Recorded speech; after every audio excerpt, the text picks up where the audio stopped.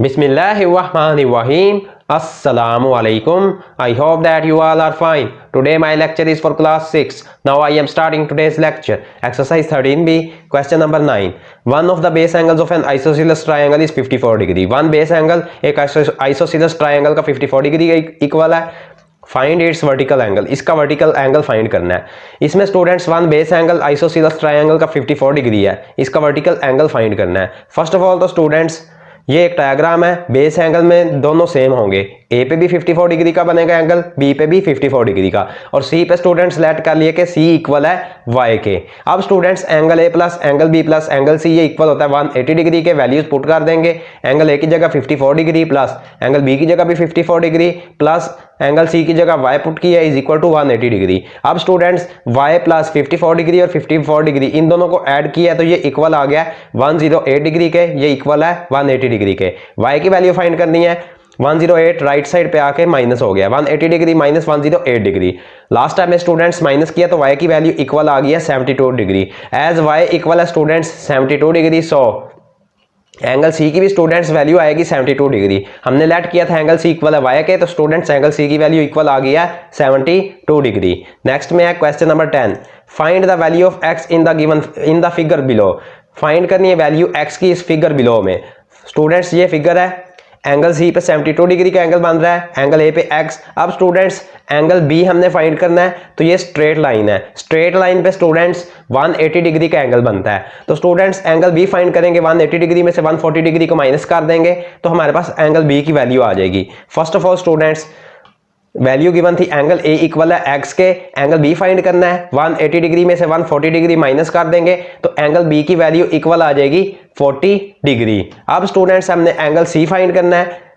Angle C की value students given थी 72 degree, तो एंगल सी इक्वल है 72 डिग्री. अब students angle A plus angle B plus angle C इनको add करें तो ये इक्वल होता है 180 डिग्री के. वैल्यूज पुट कर देंगे. एंगल ए की वैल्यू एक्स के इक्वल है प्लस एंगल बी की वैल्यू 40 डिग्री है प्लस एंगल सी की वैल्यू 72 डिग्री, ये इक्वल है 180 डिग्री के. अब students x as it is रहा है 40 डिग्री और 72 डिग्री, इसको ऐड किया तो ये इक्वल आ गया 112 डिग्री, ये इक्वल है 180 डिग्री. अब स्टूडेंट्स एक्स की वैल्यू फाइंड करनी है. 112 डिग्री इस लेफ्ट साइड पे प्लस हो रहा था, राइट साइड पे आके माइनस हो जाएगा.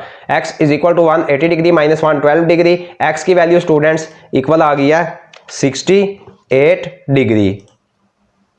x की वैल्यू स्टूडेंट्स इक्वल आ गई 68 डिग्री. एज x इक्वल है 68 डिग्री, सो एंगल ए की भी स्टूडेंट्स सेम वैल्यू होगी 68 डिग्री. नेक्स्ट में है students question number 11. The angle made by the equal sides of N isosceles triangle is 84 degree. जो angle made किया गया है इक्वल साइड्स आइसोसेलेस ट्रायंगल की वो इक्वल है 84 डिग्री के. जो एंगल बना है students equal sides isosceles triangle की वो इक्वल है 84 डिग्री के. Find the other angles. अब दोनों एंगल्स फाइंड करने हैं जो बाकी दो रह गए हैं.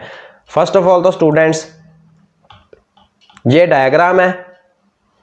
एंगल ए पे स्टूडेंट्स 84 डिग्री का एंगल बन रहा है, एंगल बी इक्वल है वाई के और एंगल सी इक्वल है वाई के. अब students angle A plus angle B plus angle C इनको ऐड करें तो ये इक्वल होता है 180 डिग्री के. वैल्यूज पुट कर देंगे. एंगल ए की वैल्यू है 84 डिग्री प्लस एंगल बी और एंगल सी दोनों इक्वल है वाई के, प्लस वाई ये इक्वल है 180 डिग्री के. अब स्टूडेंट्स वाई और वाई को ऐड किया 2y आ गया प्लस 84 डिग्री, ये इक्वल है 180 डिग्री के. 2y एज इट इज रहा है is equal to 180 degree. 84 degree right side पे आके माइनस हो गया, माइनस का 84 degree. 2y is equal to 96 degree. अब स्टूडेंट्स हमने y की वैल्यू फाइंड करनी है.